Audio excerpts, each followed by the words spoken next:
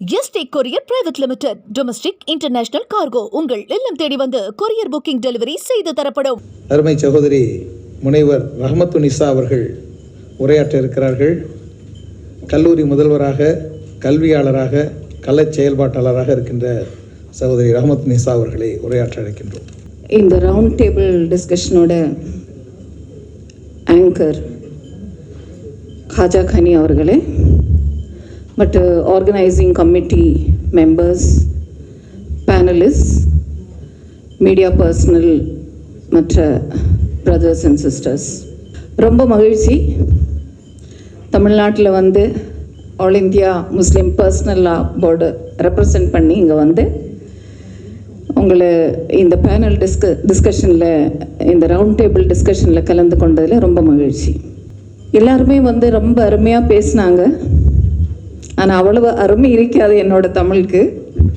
இருந்தால் கூட நான் ஆங்கிலமும் தமிழும் கலந்து பேசுறதுக்கு முயற்சி பண்ணுவேன்.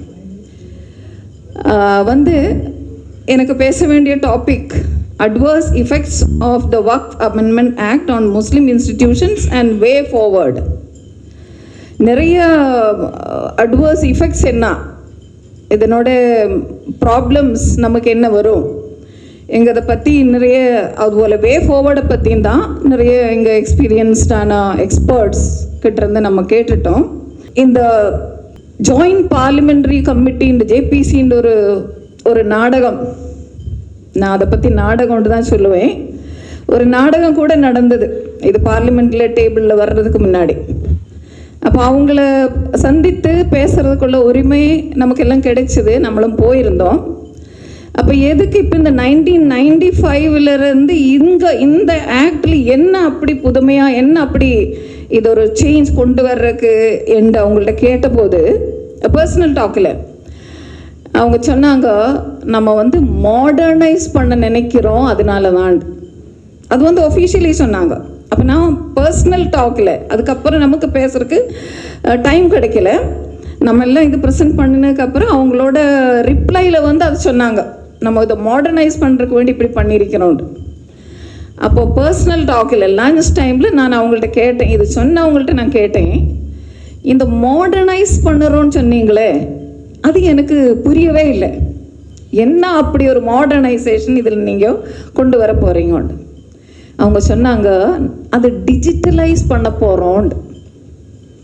அப்போ நான் கேட்டேன், ஒரு சங்கதி, ஒரு எக்ஸிஸ்டிங் டாக்குமெண்ட், ஒரு லா, அதை டிஜிட்டலைஸ் பண்ணுறதுக்கு எதுக்கு இந்த மாதிரி சேஞ்சஸ்? 1995 ஆக்டை கூட நமக்கு டிஜிட்டலைஸ் பண்ணலாமே. நீங்கள் சின்ன பசங்கள்கிட்ட, 4ஆம் கிளாஸில் பிரைமரி ஸ்கூலில் படிக்கிற பசங்கள்கிட்ட சொல்லுங்கள், இதை டிஜிட்டலைஸ் பண்ணி கொடுங்களே மக்களே சொன்னால் அவங்க சொல்லி கொடுத்துருவாங்களே. இப்படி டிஃப்ரெண்ட் பர்சன்ஸ் வந்து டிஃப்ரெண்ட் கிளைம்ஸ், அவங்களோட கிளைம்ஸ் வந்து டிஃப்ரெண்ட். சில பேர் சொன்னாங்க பெட்டர் அட்மினிஸ்ட்ரேஷன், இது சரியான ஒரு பெட்டர் அட்மினிஸ்ட்ரேஷனுக்கு வேண்டி தான் நாங்கள் பண்ணுறோண்டு. நம்மளோட கேள்வி என்னாண்டா, இந்த புதுசான இந்த ஆக்டில் என்ன அப்படி புதுசாக நீங்கள் கொண்டு வந்திருக்கிறீங்க பெட்டர் அட்மினிஸ்ட்ரேஷனுக்கு? நீங்கள் கொண்டு வந்திருக்கிறது கயோஸ். பெட்டர் அட்மினிஸ்ட்ரேஷன் இல்லை, கன்ஃபியூஷன், மோர் கன்ஃபியூஷன், மோர் கயோஸ். அப்படி குளத்தை கலக்கினா தானே மீன் பிடிக்கலாம்.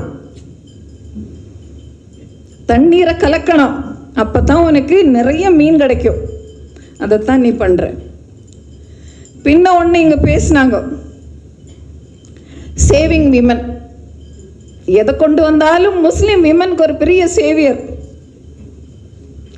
நம்ம கேட்கணும், நம்ம கேள்வி இது ஆகணும், எங்களோட பசங்களை ஹேட்ரடை வந்து ஹேட் ஸ்பீச் மீடியாவில் கூட ஹேட்ரடை ஸ்ப்ரெட் பண்ணி அவங்க உள்ள அந்த ஒரு விரோதம் குத்தி செலுத்தி இன்ஜெக்ட் பண்ணி தெருவில் வச்சு ஆள் கூட்ட கொலை, ஹேட்ரட். நான் என்ன சாப்பிட்டேன்ட்டு நான் சொல்றதுக்கு முன்னாடி என் வீட்டில் வந்து நீ மாட்டுக்கறி சாப்பிட்ருக்கிறே சொல்லி என்ன அடிச்சு கொள்ளுறது.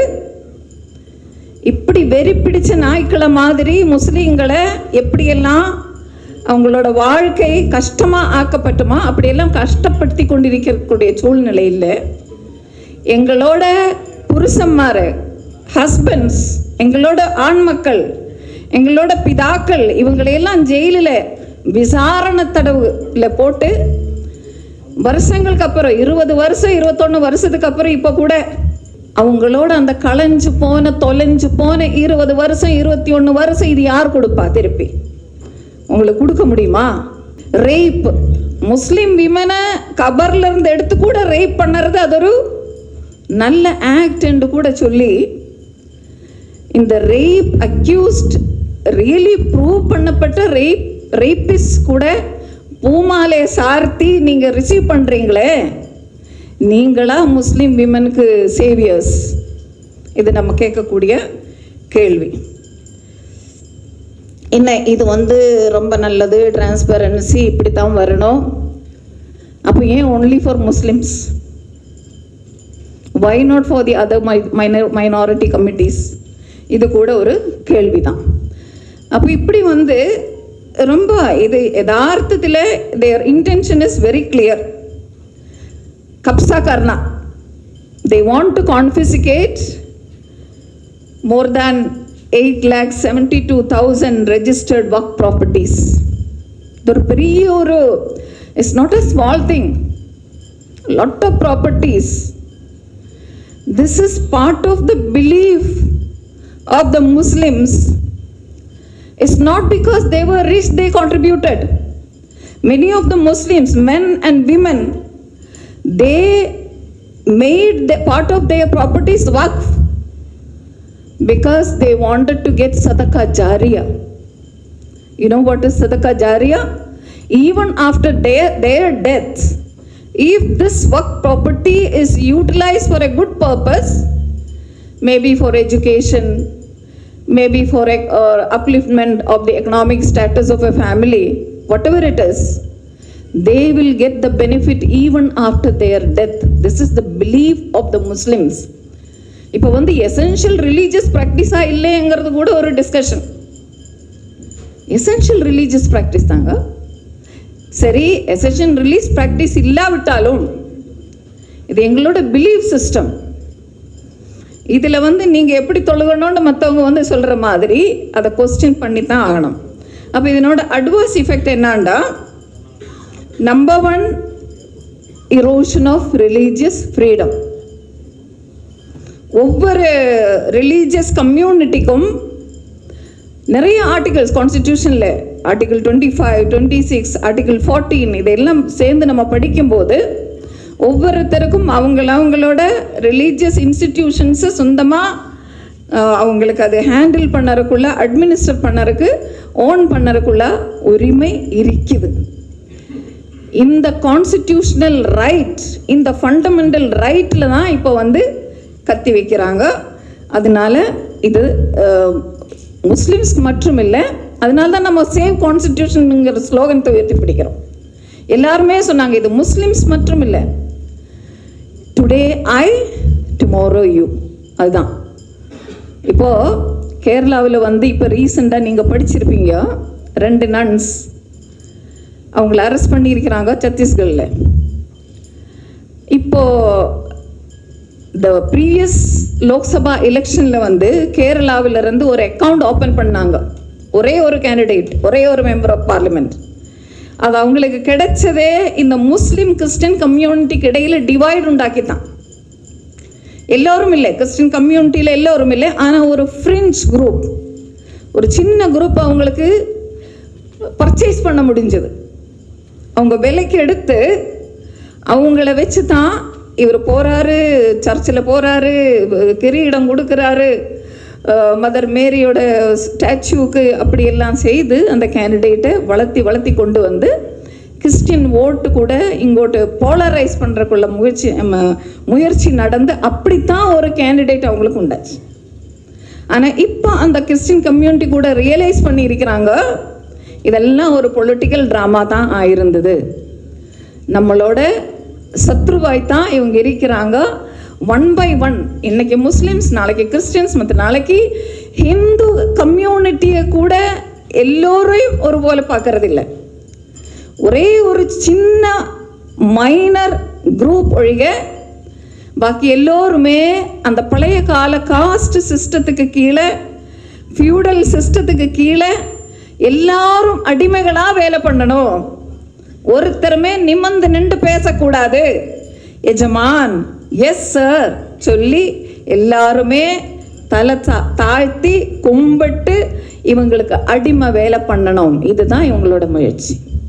இது இப்போ நம்ம ரியலைஸ் பண்ணாட்டி இந்த கண்ட்ரியோட டிஸ்ட்ரக்ஷன் சிர்ஃப் ஒன்லி முஸ்லிம்ஸ் இல்லை, இந்த கண்ட்ரியோட டிஸ்ட்ரக்ஷன் தான் நடக்க போகுது.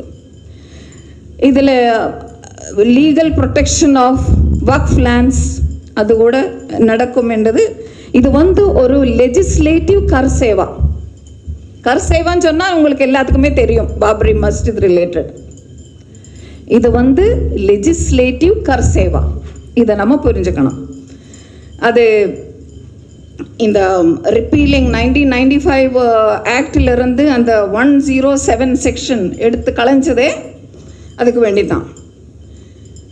பின்ன கவர்மெண்டோட கண்ட்ரோல் அதை பற்றி எல்லாருமே சொன்னாங்க.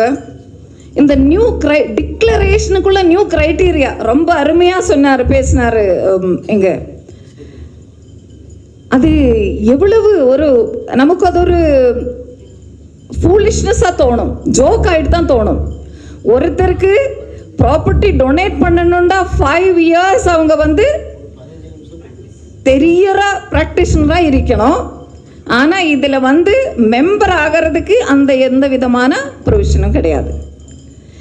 இது அவுட்வேர்ட்லி அது ஒரு ஃபூலிஷ்னஸாக தெரியும். ஆனால் இது இவங்க ஜான் பூச்கர் தெரிந்து தான் பண்ணியிருக்கிறாங்க. அதை நம்ம சரியாக புரிஞ்சுக்கணும். அதுபோல் abolition of waqf by user also. It's a very dangerous thing. Not only Babri Masjid, எதை வேண்டாலும் நாளைக்கு போயிட்டு இது யாருக்கு வேண்டாலும் அதில் டிஸ்பியூட் ரெஜிஸ்டர் பண்ணலாம், ரேஸ் பண்ணலாம். அதுபோல் ஸ்டேட் வக்ஃப் போர்ட்ஸ் அவங்களோட ரோலு ரொம்ப கம்மியாக போகுது. நம்பர் 1. இனி ரோல் இருந்தால் கூட அது கூட ஸ்டேட் அவங்கள கூட எலெக்ஷன் இல்லை, செலெக்ஷன் தான். இனி அதனோட அர்த்தம் என்ன? சரி, ஏற்கனவே சொன்ன மாதிரி தமிழ்நாட்டில் இப்போ நல்லா ஒரு பொலிட்டிக்கல் அட்மாஸ்பியர். நம்மெல்லாம் பூரா இந்தியா கூட we look forward to what is happening in Tamil Nadu and what the Tamil Nadu Chief Minister is saying. We appreciate that, and I would like to thank the Tamil Nadu Chief Minister on this occasion on behalf of All India Muslim Personal Law Board for this, his bold steps and bold declarations. We really appreciate it. So இப்போ அப்படி, ஆனால் நாளைக்கு இங்கேயும் சூழ்நிலை எப்படி ஆகும் நமக்கு சொல்ல முடியாது. அப்போது செலெக்ஷன் வரும்போது யார் வருவார் என்கிறது கிளியர். அப்போ இப்படி எப்படி பார்த்தாலும் it is going to be dangerous and it is going to be affecting the waqf properties adversely, and it is going to affect not only the Muslim community but everyone altogether. So way forward என்ன? தலைக்கு மேலே தண்ணி வந்தா என்ன பண்ணணும்? அதுக்கு மேலே தோணி போடணும். இந்த ரூஃபுக்கு மேலே தண்ணி வந்துருச்சு, ஃப்ளட்டு வந்தது சென்னையில். நம்ம என்ன பண்ணணும் தெரியுமல்ல உங்களுக்கு? அப்போ அதுக்கு மேலேயே நம்ம தோணியை போடணும். அதுதான் சிச்சுவேஷன் என்னமோ. அப்போ நம்பர் 1 இஸ் அவேர்னஸ். அதில் தான் நம்ம பெருசாக கான்சன்ட்ரேட் பண்ணி இந்த மாதிரி ப்ரோக்ராம்ஸ் நம்ம பண்ணுறோம். இங்கே கூடியிருக்கிற மக்கள் சொல்கிறது, ஒவ்வொரு பர்சனும் நிறைய thousands ஆஃப் மக்களை ரெப்ரசன்ட் பண்ணி தான் இங்கே வந்திருக்கிறாங்க. இன்ஷா அல்லாஹ் அது நிறைய பேருக்கு போய் சேர்ந்துடும். Number 2 is judicial intervention. அது கூட நம்ம பண்ணிக்கிட்டு இருக்கிறோம். Number 3 very important, political intervention. இப்படியாந்த மக்கள், இப்படியாந்த லீடர்ஸ் நமக்கு பார்லிமெண்ட்டில் வந்தால் என்ன பண்ணணும்? நம்ம இப்போவே we have to start working and we should be able to show them the door out, the way out in the coming elections. That is where our authority lies. As citizens, we have to use our voting rights wisely, and we need to educate our makkala kuda nama educate pananam. Media intervention, media activism, If the mainstream media is not in your favor, if they are working as megaphons, we need to utilize the alternate media. ஒரு கதவு அடைச்சிட்டா இந்த பக்கம் நிறைய 10 கதவு திறந்து தான் இருக்கு, நம்ம முட்டி தான் பார்க்கணும், திறக்கத்தான் வேணும். நம்ம we need to be assertive as possible. We the people we need to be as assertive as possible, and we need to be loud and clear in saying that this is not Fatima Muzaffar Sahib சொன்ன மாதிரி ஏமாற்றல். It is unconstitutional. It is prejudiced. It is a disguised ethnic cleansing. It is illegal, immoral, and undemocratic. This is going to ruin not only the Muslims but the entire nation. கப்பல்ல ஒரு தாரம் கீழே இருந்தா, ஒரு ஓட்டை கீழே இருக்குது, அது அங்கே இருக்கிறவங்களை தான் ட்ரவுன் பண்ணுண்டில்ல, மேலே தட்டில் இருக்கிறவங்களையும் அது ட்ரவுன் பண்ணி இந்த என்டையர் கப்பலே முங்கி போயிடும். அது நடக்கக்கூடாது. அதுக்காக எப்படி நம்ம ஃப்ரீடம் மூமெண்ட்ல ஒற்றுமையாக ஒன்று சேர்ந்து நம்ம முயற்சி பண்ணணுமோ அதே முயற்சி பண்ண வேண்டிய டைம் வந்தாச்சு. அந்த சூழ்நிலையில் நாம் இருக்கிறோம். எல்லோரும் ஒற்றுமையாக நம்ம சேர்ந்து முயற்சி பண்ண வேண்டிய டைம் இது. அதுக்காக எல்லாம் வல்ல இறைவன்கிட்ட வேண்டிக்கிட்டு ரொம்ப நன்றி. வாஹிருதாவான அனில் அல்ஹம்துலில்லாஹி ரப்பில் ஆலமீன். என்றும் உங்களுடன் மை இந்தியா. முக்கிய செய்திகளை உடனுக்குடன் தெரிந்து கொள்ள சப்ஸ்கிரைப் பண்ணுங்க, பெல் பட்டனை பிரஸ் பண்ணுங்க. என்றும் உங்களுடன் my India. Yesterday courier private limited. Domestic international cargo உங்கள் இல்லம் தேடி வந்து கொரியர் புக்கிங் டெலிவரி செய்து தரப்படும்.